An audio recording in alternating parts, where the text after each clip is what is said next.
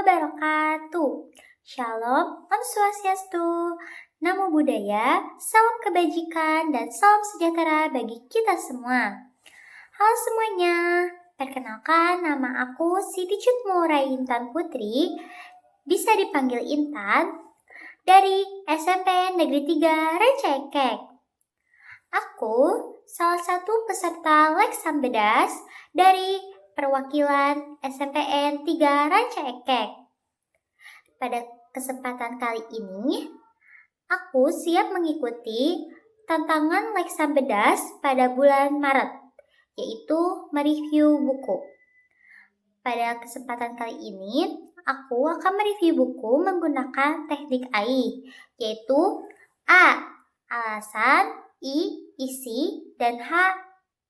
Hikmah. Pada kali ini, aku akan mereview buku yang berjudul Ibu Ketika Surga Itu Harus Pergi. Aku akan menunjukkan hasil reviewan aku. Ya.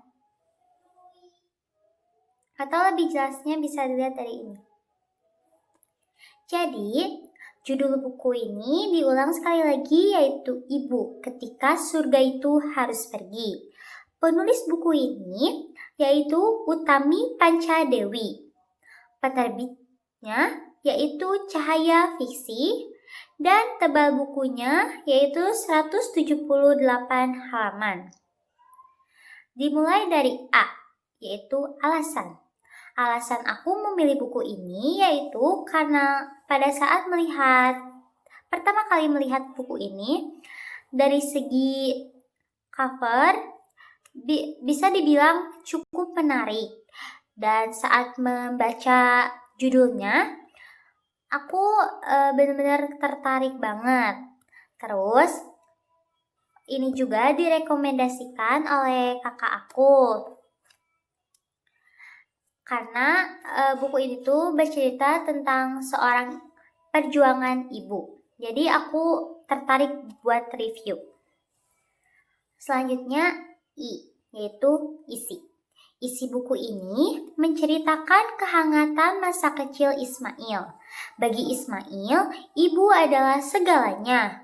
Namun, kebahagiaan itu mulai retak saat ayahnya meninggal dunia. Disinilah Ismail belajar makna pertama dari kata-kata ibunya, yaitu cinta adalah keikhlasan untuk melepaskan. Sebagai anak tertua, Ismail harus tumbuh lebih dewasa dengan cepat untuk membantu menjaga adiknya, yaitu Aisyah. Kemiskinan menjadi musuh nyata. Demi masa depan Ismail dan Aisyah, agar bisa terus bersekolah, sang ibu mengambil keputusan nekat untuk bekerja di Arab Saudi. Kepergian ini adalah titik balik di mana Ismail merasa surganya benar-benar hilang atau pergi jauh. Mereka hanya bisa berkomunikasi lewat telepon yang jarang dan mahal pada saat itu. Ketegangan cerita mencapai puncaknya pada 20 April 2000. Di dunia nyata, ini adalah hari saat jembatan Kali Progo ambles. Di hari yang bersamaan, dengan amblesnya jembatan, Ismail merasakan kegelisahan luar biasa. Komunikasi terputus, berkali-kali ia mencoba menelepon ibunya di luar negeri, namun tidak pernah tersambung. Ismail tidak tahu bahwa di belahan bumi lain, yaitu Arab Saudi, sesuatu yang buruk juga sedang menimpa ibunya. Terputusnya komunikasi ini digambarkan sepedih terputusnya jembatan yang menjadi jalur utama kehidupan mereka.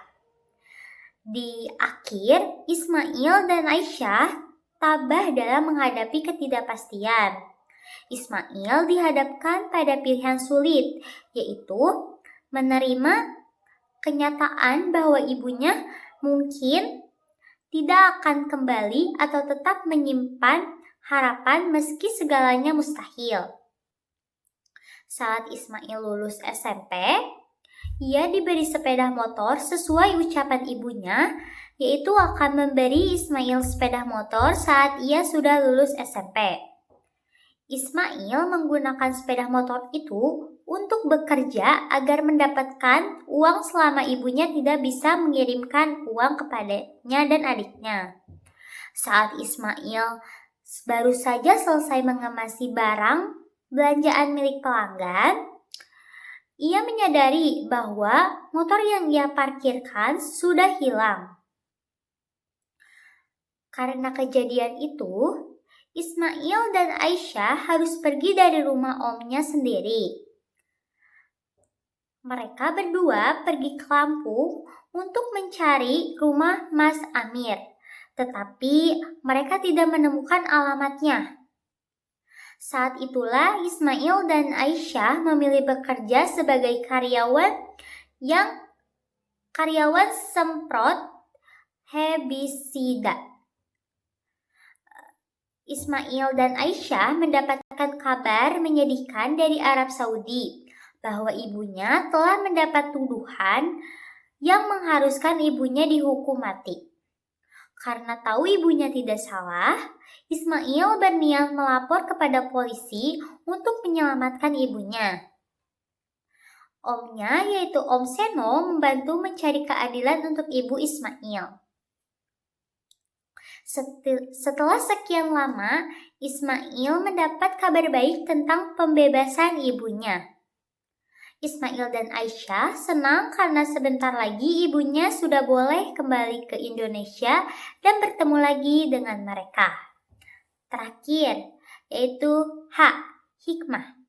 Hikmah yang bisa diambil dari cerita ini yaitu mengajarkan banyak nilai kehidupan, seperti pentingnya keikhlasan dalam mencintai, ketabahan dalam menghadapi ujian hidup, serta tanggung jawab dalam menjaga keluarga.